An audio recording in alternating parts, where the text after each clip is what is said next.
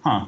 I wonder what's going to happen with that, because I'm in the meeting, I made a recording, and I stopped recording, and then I'm recording again. So I don't even know what that's going to look like.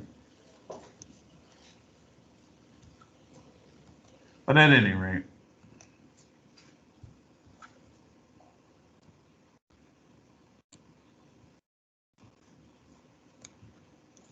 Okay. And you know what might be also helpful is if we have the kind of maybe instructions up.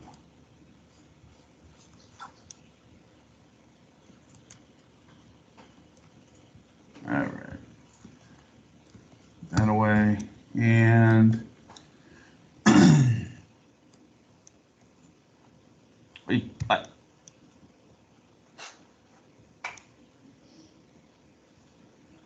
yeah, module 1. We don't want that. We want the other module. Come on, dude. I should really plug my mouse back in because this is being painful. What should happen here is I should be able to mouse over that and it open up, but it's not. Anyway, okay, so if I go into assignments, I'm looking at this lab. And specifically the instructions. Yeah. Okay. Well, we can share out the instructions, right? You can see what they are. So now, what is it saying? It's saying write a class named vehicle that has the following member variables. Okay, there are going to be 3 variables in there. You need to have a constructor. I don't think it's going to work for me. You need to have a constructor. So what's up, Michaela? I know you said you had questions, so we'll talk about this. So first, it says write a class. Are we doing the file specification and implementation, or are we doing this all on one CPP file? Yes, good fun. Good. All right, so if I'm going to look down here, accelerate functions, and call it. Let's think about this for a second.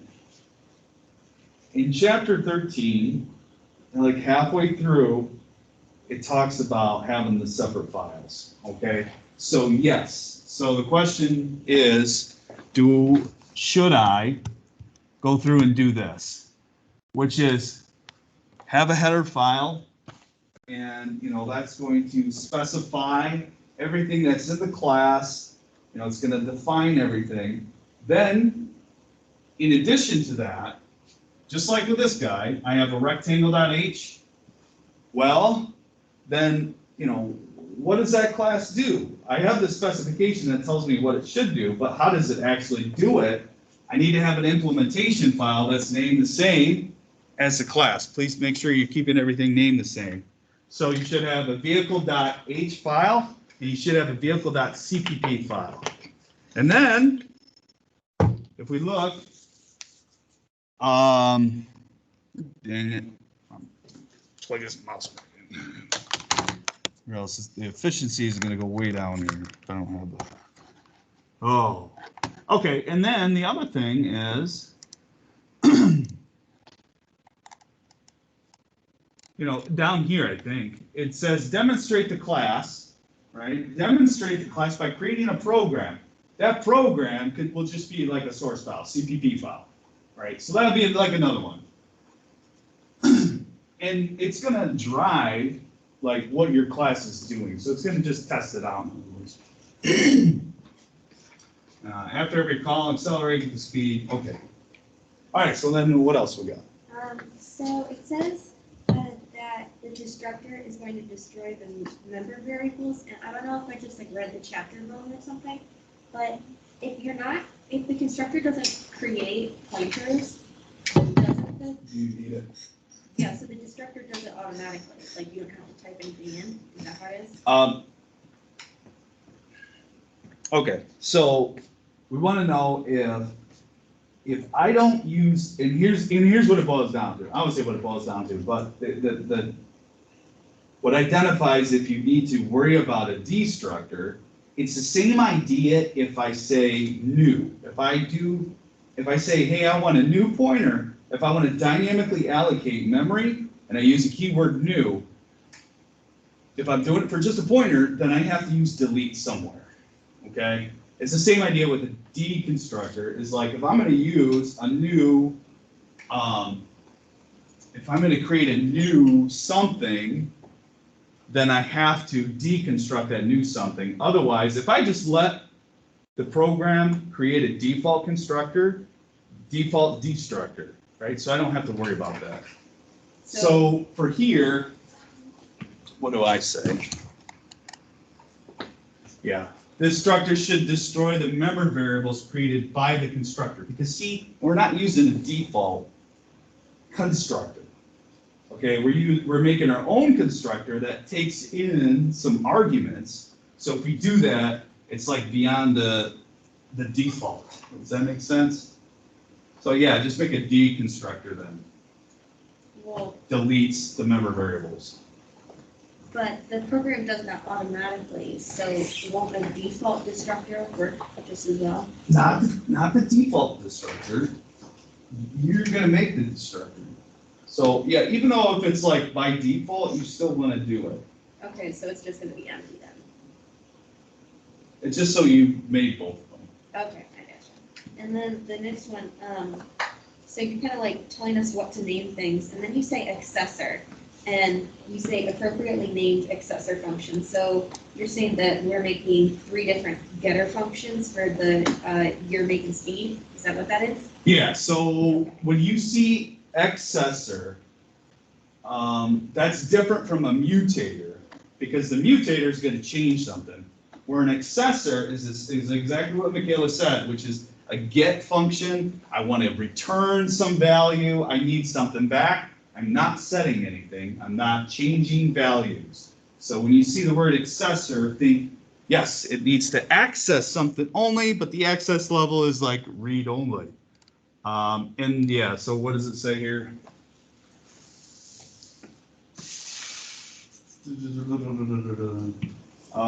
I don't see where that's at. Where does that talk about that? It's in the bullet points.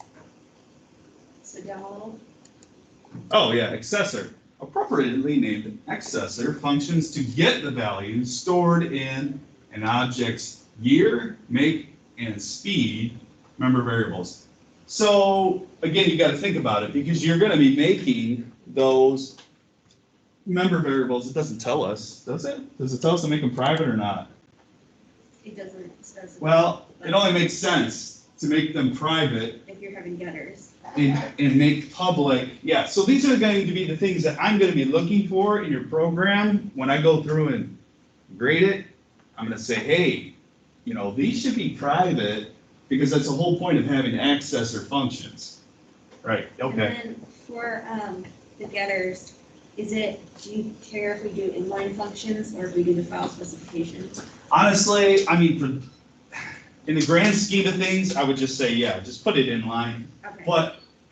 But for this assignment, I would really want you to kind of, just like with the deconstructor, just spell it out.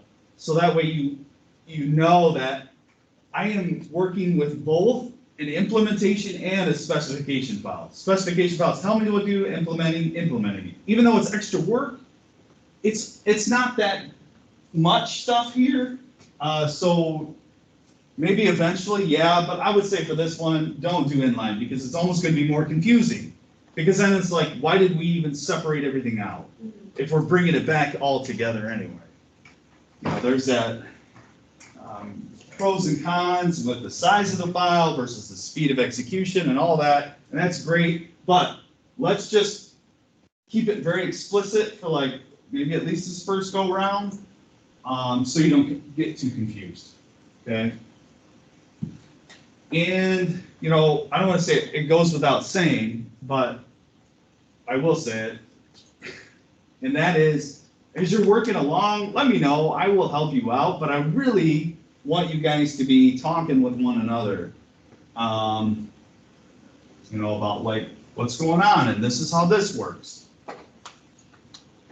And, you know, again, if you want to, we could set up kind of this like group meeting. I can sit in there. I'll try and shut up and let you guys kind of run the show a little bit. but we all know how that goes. I can't control myself. Sorry. But yeah, that's why I kind of want to give you guys that control and stuff. But all right.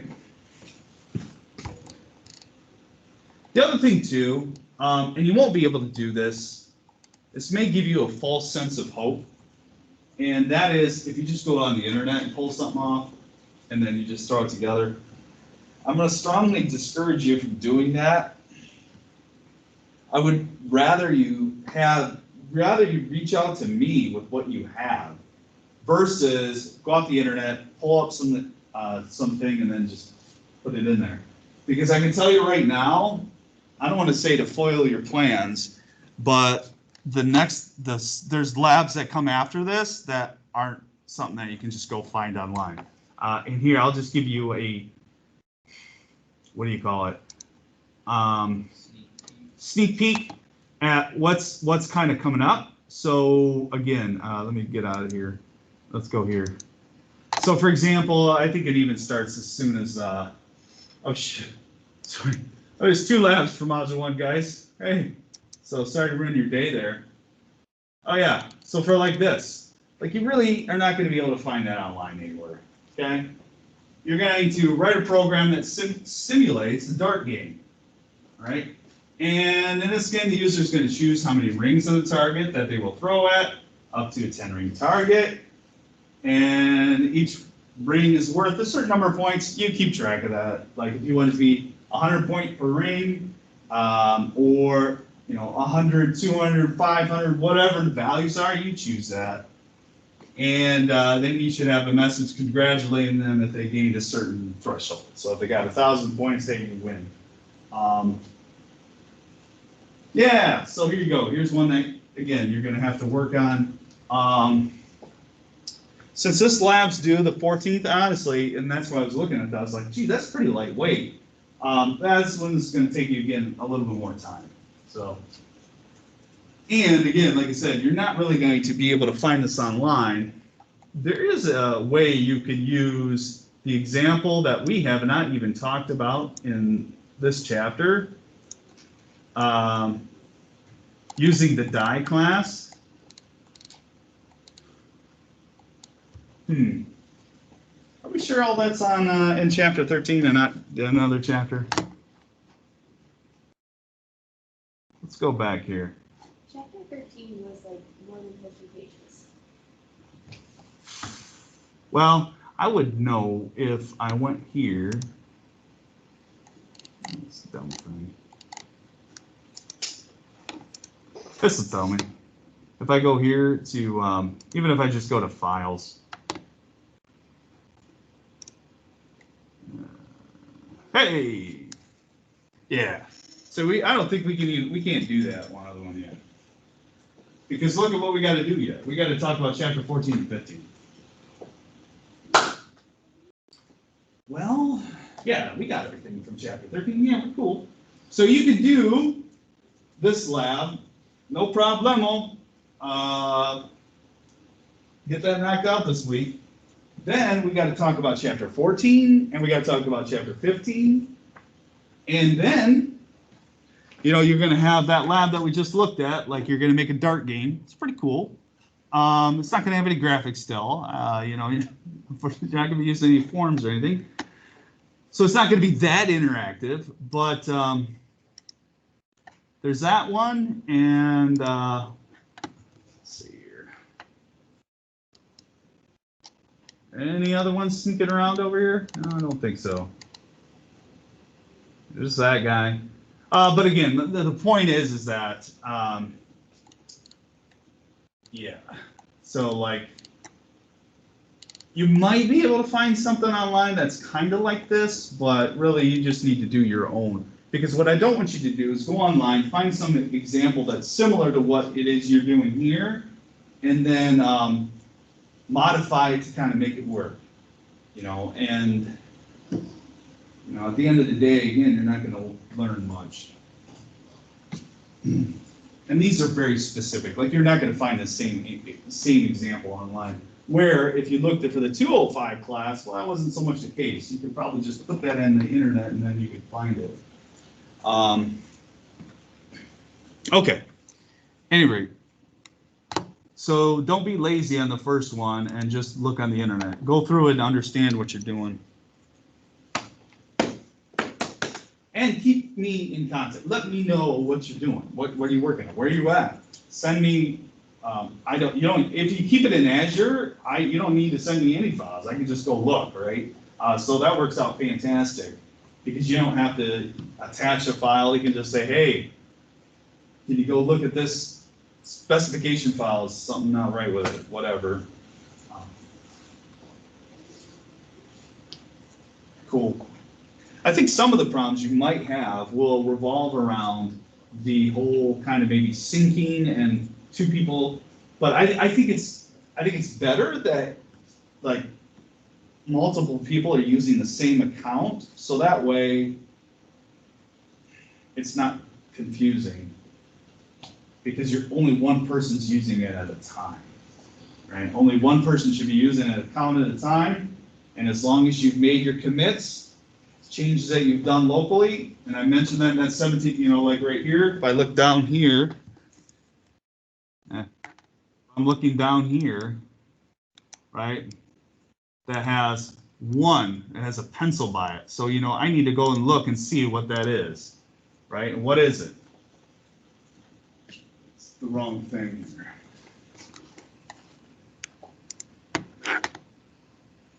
One change, right? So what's the change? Well, right here. PR 1317, I made some change. I need to go push that up, right?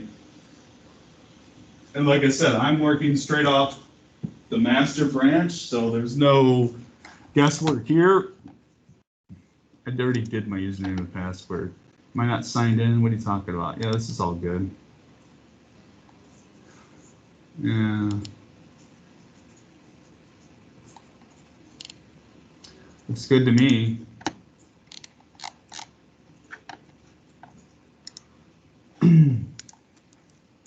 Okay.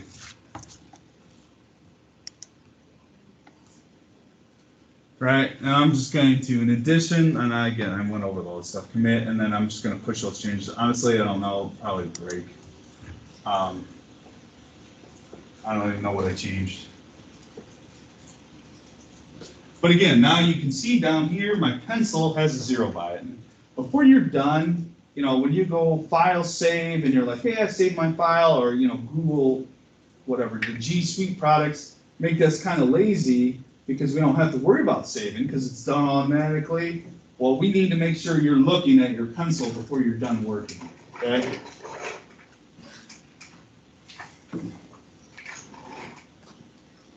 Okay, anything else?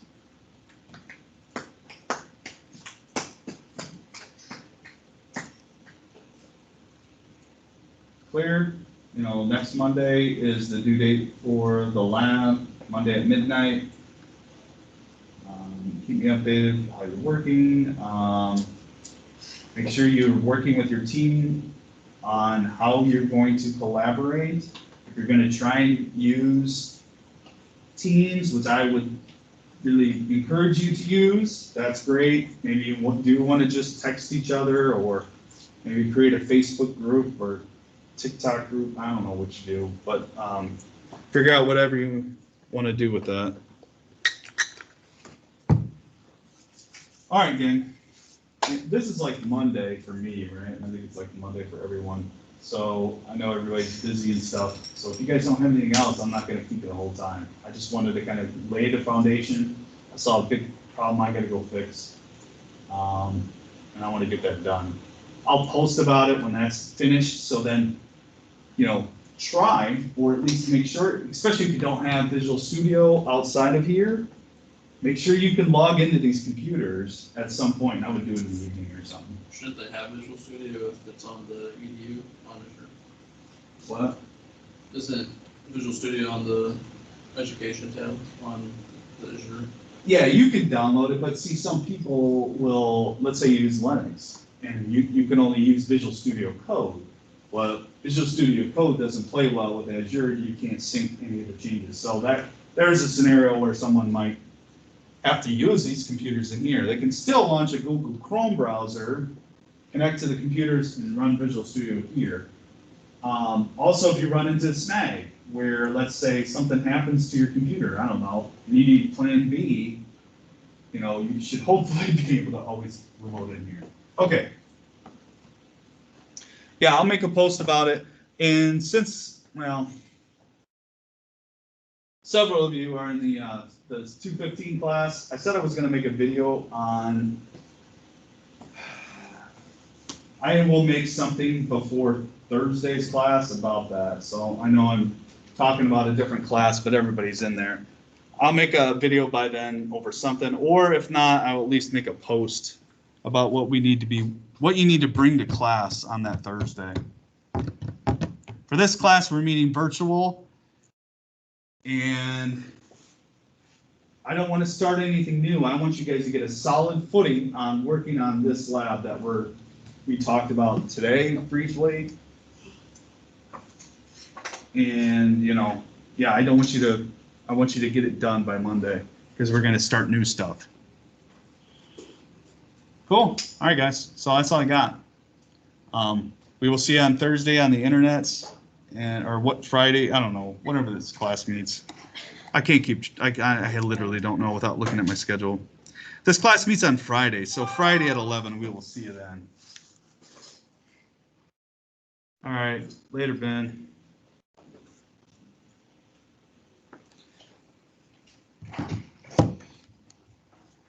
When will the second module for the online networking class be available? What module? Oh, the next module is not? Module 2 is not online though.